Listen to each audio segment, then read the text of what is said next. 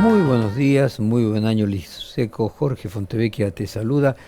Voy a hacer una introducción de contexto para poder avanzar en el reportaje con vos, que primero necesito tu aprobación para ver si tenemos ahí una especie de acordatio termine o categorías sobre la cual podamos avanzar. Por Eh, supuesto, Jorge, gracias por llamarme. un gran gusto volverte a escuchar, Luis, querido Luis. Lo pongo en estos términos. Había un equipo económico que era el que estaba en conjunto con la candidatura de Horacio Rodríguez Larreta, luego gana la interna Patricia Bullrich y asume como candidato de ministro de Economía de Juntos por el Cambio, Carlos Melconian, que tenía una posición, podríamos decir, más dura que la de, o Patricia Bullrich, más dura que la de Horacio Rodríguez Larreta, y luego está la de la Libertad Avanza, que es aún, si se quiere, más dura.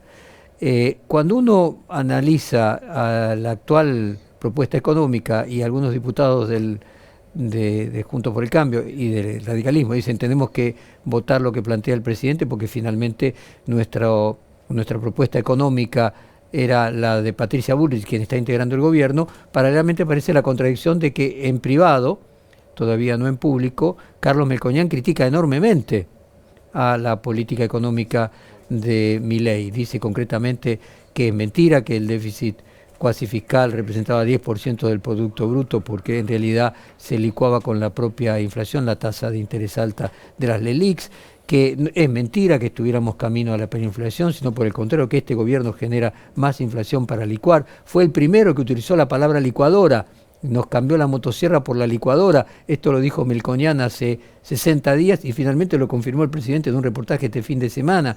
Entonces, la pregunta es, ¿cuál diferencias hay entre el plan económico que hubiera llevado adelante Horacio Rodríguez Larreta, que vos integrabas, el que hubiera llevado adelante Melconian y el que lleva adelante Milei?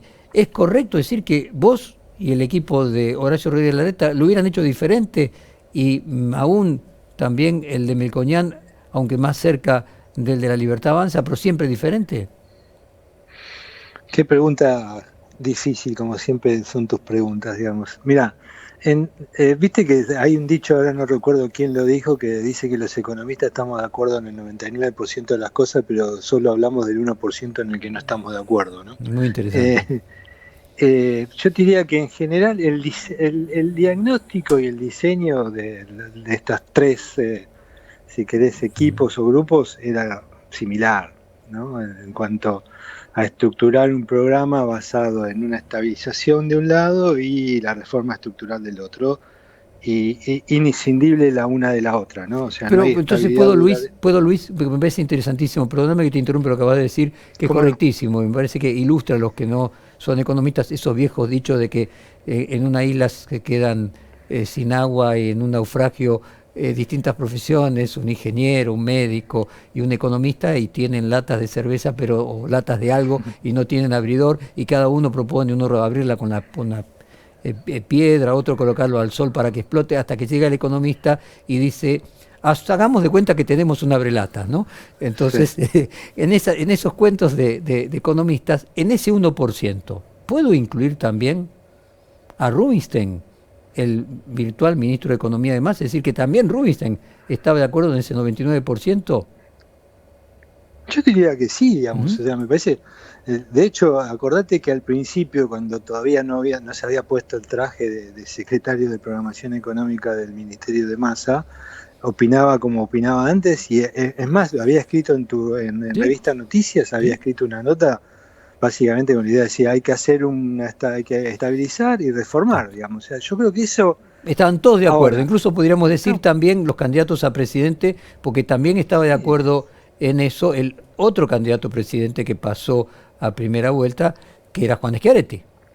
sí, ahora el punto ahí central, Jorge, es que después, El viste, cómo. viene el cómo. Y ahí es donde surgen todas si querés, las mayores diferencias o algunas cuestiones de duda respecto de cómo se puede llegar a concretar la estabilización de un lado y la reforma estructural del otro. En este último término entra toda esta idea de decir estuvo bien, estuvo mal la ley ómnibus habría que haberlo hecho distinto, habría que haber peleado solo por la delegación de facultades y después hacer todo lo que se puede hacer por resoluciones o decretos se hace. Fíjate el ejemplo de ayer, digamos, está bien que está atado a la derogación de las leyes que propone el DNU, ¿no? El DNU 70. Pero todo lo que decía tu colega recién se hizo a través de una resolución de la Secretaría de Comercio. Digo, hay muchas cosas que son costos, porque lo que no por ahí no está claro para la mayoría de la gente, que cada una de estas cosas que se eliminaron ayer era un costo que tenía la empresa, ¿no? Entonces, o algunas empresas. Entonces, me parece que avanzar en esa reducción de costos que imponía el Estado sobre el sector privado es crucial. Y ahí viene el tercer punto, que yo creo que era de consenso de todos, es que el sector privado en Argentina está ahogado, digamos. O sea, es un sector privado reducido, que un poco la nota mía del fin de semana en Perfil era eso, es un sector privado reducido a su mínima expresión, con poca capacidad para la iniciativa propia, que tiene que pedir permiso para todo, que se le meten costos y regulaciones por todos lados. Entonces digo, me parece que eso hay bastante consenso. Ahora el diablo está en el cómo, por decir de alguna manera, ¿no? Y ahí es donde me parece que podemos encontrar hoy más diferencias, sobre todo en cómo se va a alcanzar el déficit cero y cómo se va a hacer este proceso de cambio estructural y de regulación de la economía, que es donde tal vez estemos enfrentando hoy las mayores dudas, ¿no? ¿Cómo lo hubieras hecho vos? Mira, yo digamos, eso es difícil de pensar porque siempre hasta último momento estás corrigiendo y reviendo qué es lo que podés hacer y cómo lo vas a hacer, pero yo creo que, digamos, me parece que en términos de lo que era la propuesta original, digamos, de Rodríguez Larreta, me parece que todas estas cosas, no de estar discutiéndolas ahora, habría que haberlas discutido antes, ¿no? O sea, eso me parece que era una estrategia política distinta, que te llevaba a llegar a la presidencia con ya un mínimo de consenso respecto de qué, o por lo menos haber contado y explicado todo lo que querías hacer y el cómo lo ibas a hacer.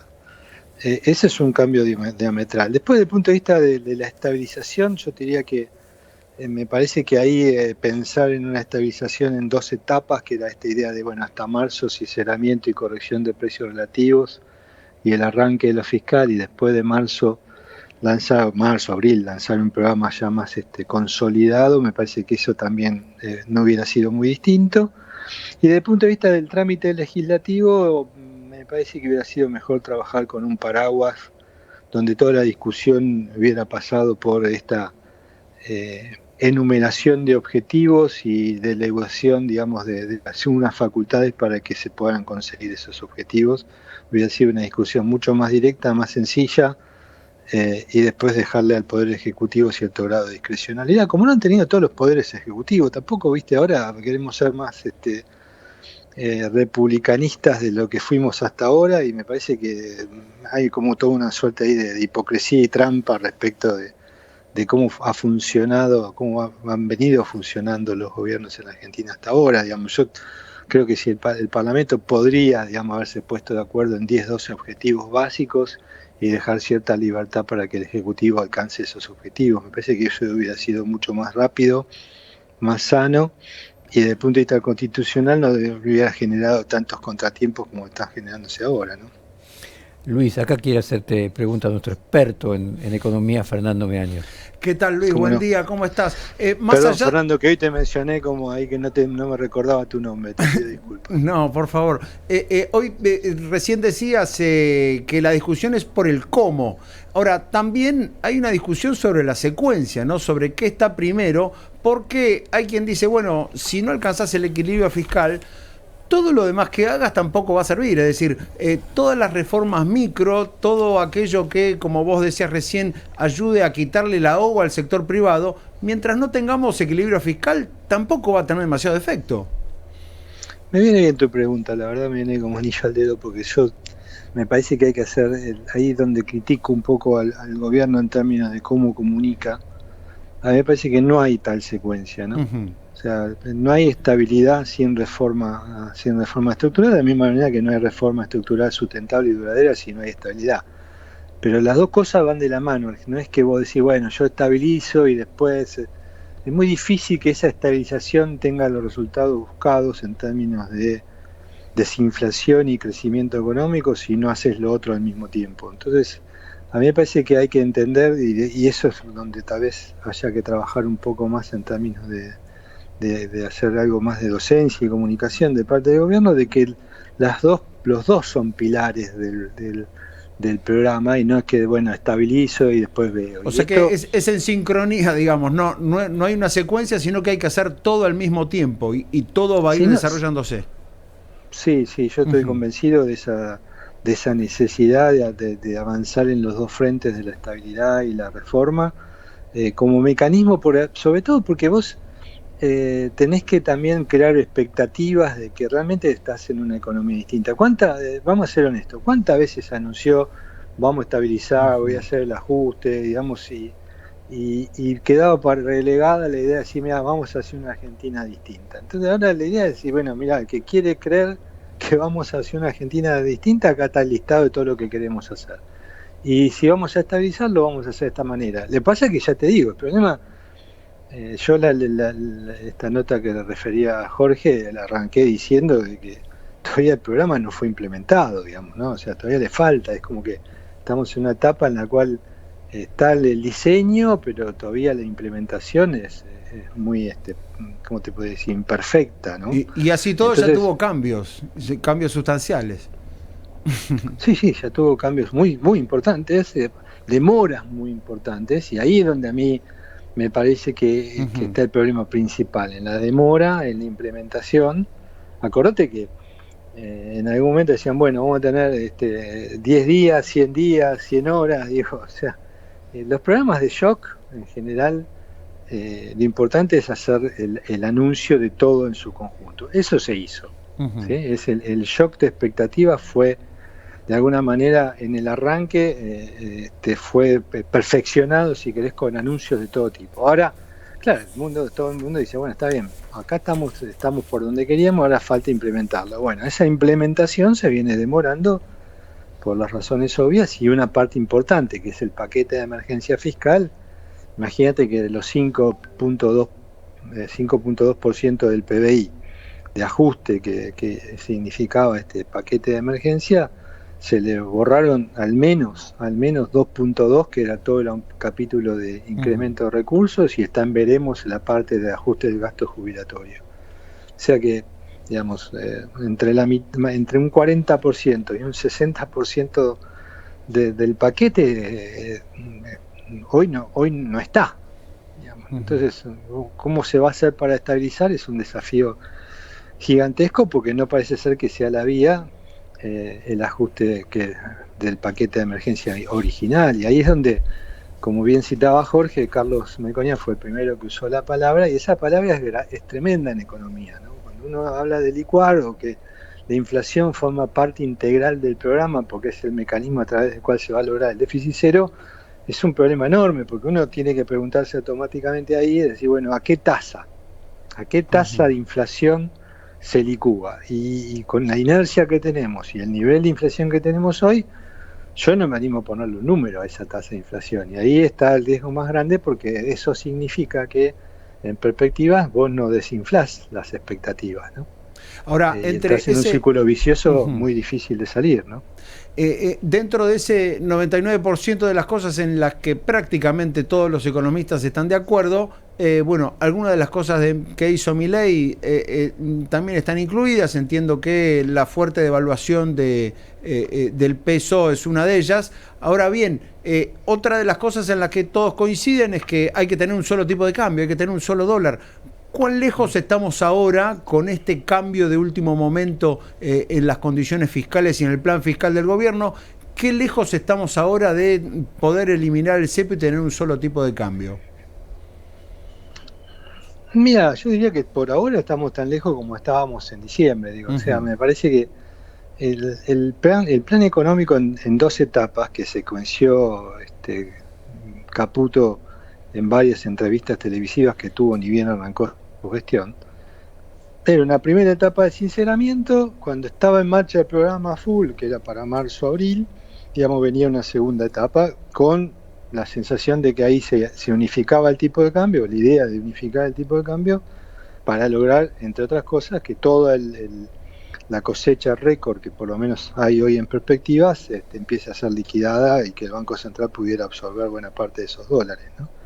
Ahora, la idea era probablemente, y el mercado así lo espera, que a partir de ese momento, digamos, había una segunda corrección cambiaria, pero que era una corrección cambiaria que iba a ser percibida como la última y no como la segunda o la primera de muchas otras, y que a partir de ahí se arrancaba la segunda etapa de la estabilización. Hoy, y eso probablemente se hacía con un tipo de cambio flotante unificado. Hoy, digamos, si de acá hasta entonces no lográs reducir la incertidumbre respecto del paquete fiscal, y como te decía antes, uno empieza a especular de que parte del ajuste lo va a hacer la inflación, entonces ahí va a ser muy difícil que esa devaluación sea totalmente creíble y no se traslade nuevamente a precios. Entonces es fundamental, digamos, que durante febrero empecemos a ver otras cosas respecto del paquete fiscal. Por ejemplo, hay un tema que se sigue demorando y que es crucial, que es el ajuste tarifario, ¿no? Entonces imagínate llegar a marzo, abril con el ajuste tarifario en veremos, va a significar decir, bueno, espera un poquito, están corrigiendo el tipo de cambio, pero todavía no se corrigieron las tarifas, o están corrigiéndose parcialmente, todavía falta.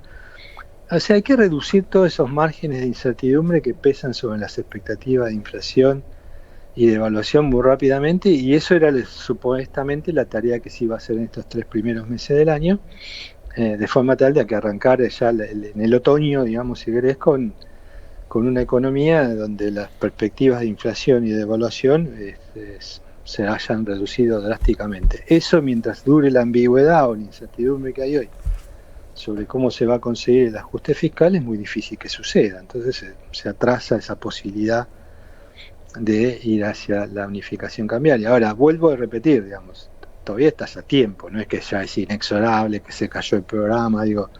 A mí lo que no me gusta es la ambigüedad, porque cuando se retira el paquete fiscal de la ley, del proyecto de ley,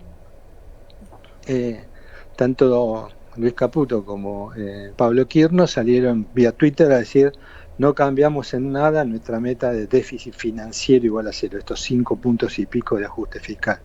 Bueno, a mí me gustaría un PowerPoint o una explicitación nueva, como lo hizo el día 1 de su gestión, diciendo, mira, acá está cómo lleva el déficit cero, decir, bueno, ahora acá está cómo voy a llegar ahora al déficit cero.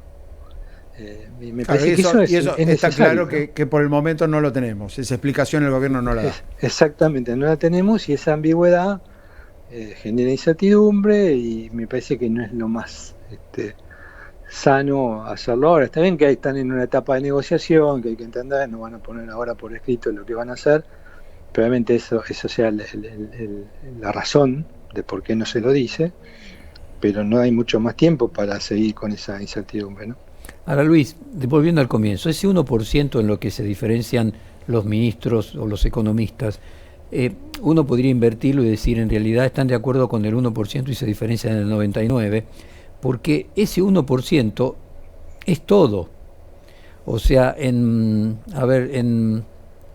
periodismo se dice que la excelencia está en los pequeños detalles. Es decir, en ese cómo, si vos cambiás el orden del procedimental y ponés lo que tenía que ir al final al principio, haces otra cosa. Entonces mi pregunta es si finalmente lo que estamos asistiendo es a que había 2 equipos que se habían preparado con anticipación, con 1 año y medio, el de Horacio Rodríguez Larreta y el de la Fundación Mediterránea con Carlos Melconian, y que ninguno de esos 2 que se habían preparado con el tiempo fueron los que fueron electos, que la sociedad eligió uno que no tenía el equipo, y que lo que estamos asistiendo es a eso. O sea, mandó a extraordinarias 20 días después, extraordinarias que iban a durar, la podría haber mandado extraordinaria el día 11 de diciembre, y cambió el plan. O sea, lo que estamos asistiendo finalmente es que no había un equipo armado en quien le tocó ser el presidente, como sí lo había en quienes paradójicamente en la historia argentina perdieron. Sí, yo ahí no puedo estar, yo estoy de acuerdo contigo en ese diagnóstico, que hubo cierto grado de, digamos, de apuro e improvisación, digamos, por falta de equipos y demás, que todavía se nota, ¿no? Todavía no están completos muchos equipos, o sea que de gobierno, así que estoy de acuerdo con eso. Ahora, digamos, yo lo único que vengo sosteniendo y voy a sostener durante algún tiempo más, a menos que los hechos me demuestren todo lo contrario, es que hay un diagnóstico correcto de lo que necesita Argentina, hay un diseño de un programa que, como yo te digo, yo creo que está en lo correcto también, y que ahora está toda la cosa concentrada en la comunicación y en la implementación de ese programa, y ahí es donde estamos un poco empantanados, y habrá que ver cómo sigue hacia adelante. O sea, digamos, el presidente es el presidente. Yo no creo que no deberíamos nadie sorprendernos, digamos, de qué hace, cómo se mueve y cómo se comporta Javier Milei. Lo que no sabemos es cuál es el Milei que se viene, ¿no? Y de ahí está un poco, ¿qué pasa si todo esto no sale así? ¿Qué va a hacer? Y ahí es donde entra toda la incertidumbre, y me parece que es cuestión de tiempo para que se despeje, digamos, hacia un equilibrio o hacia un escenario positivo o hacia uno más negativo que el que tenemos hoy. Yo, volviendo al tema de en qué estamos de acuerdo y en qué no estamos de acuerdo, o en qué podríamos no estarlo, yo vuelvo a insistir que vos tenés razón, ¿no? Los detalles muchas veces son el todo, son fundamentales, pero también me parece que si, digamos, en el espíritu, digamos, del cambio de régimen, o sea, la idea de cambiar la Argentina, ahí estamos de acuerdo. Obviamente que haya discusión sobre cómo son los tiempos y los mecanismos, los instrumentos, me parece bueno que haya un debate, pero hoy el problema que tenemos es que está bastante desdibujada esa etapa, ¿no? O sea, hoy no tenemos muy claro todos los instrumentos ni los tiempos, y ahí es donde surge toda la incertidumbre, ¿no? Siempre muy claro, Luis, es un gran gusto hablar con vos, te mandamos un abrazo, va a ser un año movido económicamente, así que te vamos a consultar muy a menudo, y volviendo a tu columna, cambiar de paradigma de más Estado es imperioso. Te vamos a despedir con Cambio, Dolor de Natalia Oreiro, ¿te parece bien? Sí, pero ¿me dejás decirte algo? Claro. En una parte de la canción dice cambio, dolor, felicidad, ¿no? Esta idea de que los cambios son dolorosos, pero son conflictivos, pero puntito suspensivo. Por eso supongo que la puso también la producción. Muchísimas gracias por el aclarar. Un fuerte abrazo y el mejor 2024 para vos. Igualmente. Muchas Acaban gracias de hablar con el vosotros. economista